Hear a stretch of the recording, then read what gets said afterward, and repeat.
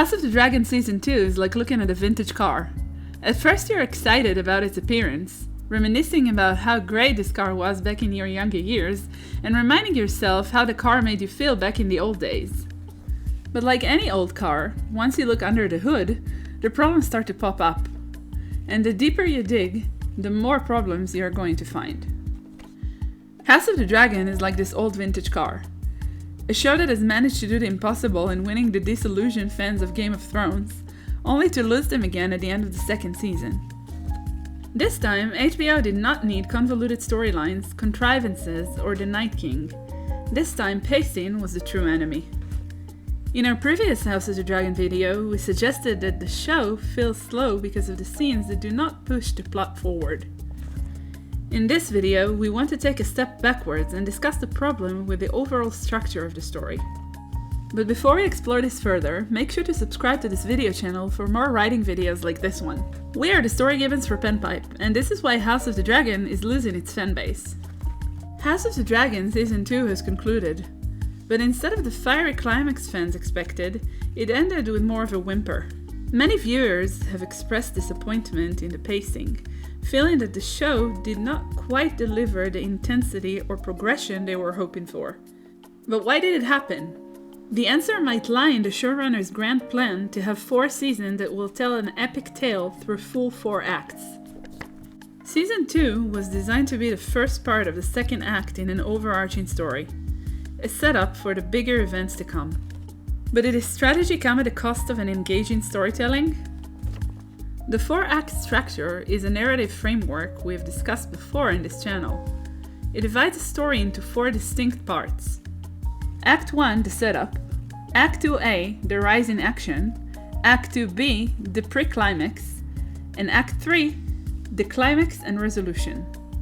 For simplicity's sake, here at Penpipe, Act 2A is Act 2, and Act 2B is Act 3. Act 2 focuses on building tension and developing the story's central conflict. It is where the protagonist faces increasing challenges, deepening the plot and setting the stage for the more intense events of Act 3 and the ultimate climax in Act 4. This phase is crucial for sustaining audience engagement while moving the narrative forward.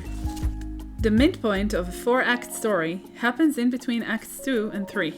This way, the story lingers for a moment in between the acts, allowing the characters to process the midpoint before it is time for them to take matters back into their own hands and face the challenges ahead.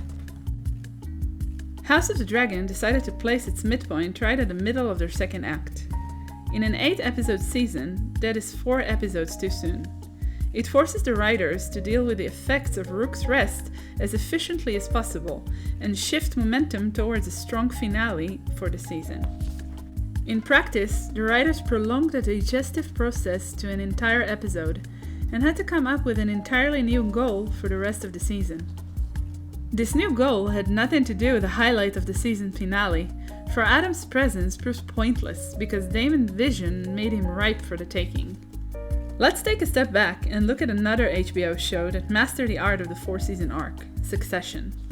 Succession knew how to keep viewers on the edge of their seats, delivering tightly woven narratives and character arcs that built up to a satisfying conclusion each season.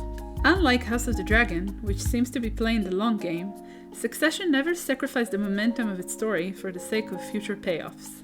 Every season felt complete and rewarding on its own, keeping audiences hooked from start to finish. This is no ordinary fit, because Succession is a show about people standing and talking about corporate dealings, or sitting and talking about corporate dealings. Besides well-crafted scenes that keep changing the momentum of the story, Season 2 of Succession kept their big event to the end of the season. For 2 seasons, Kendall lived in the shadow of his father, allowing himself to shrink and cancel his own desires. He tried to take over the company, but his coup failed miserably, and now his father owns him. All season long, we wondered how the Roy family will deal with the media scandal, and who will they sacrifice to solve the matter. When all plans fail, the family realized that one of them will have to take the responsibility over the cruises, assume blame, and save the rest. As Kendall stands in front of the cameras at the season's finale to take the fall, he does a 180 and turns against his father in front of the whole world. It works because it is dramatic, unexpected, and draws a line in the sand that will affect the third act and season. Moreover, it told a story with a central conflict and real stakes within the season. One of the main points of criticism that House of the Dragon's second season had to deal with is that it felt like a transitional phase rather than a compelling story in its own right.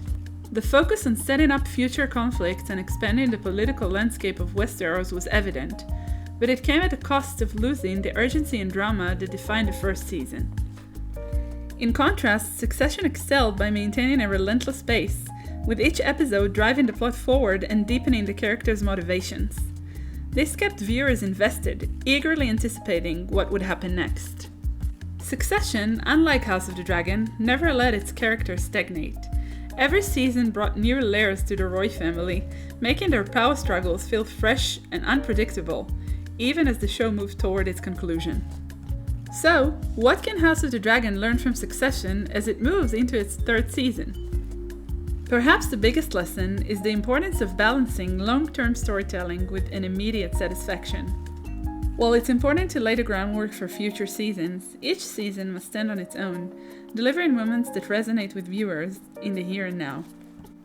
By looking at how Succession handled its 4-season arc, House of the Dragon's writers might find the inspiration they need to reignite the fire and ensure the show ends on the high note fans are hoping for. In the meantime, don't forget to subscribe and check out these videos for more.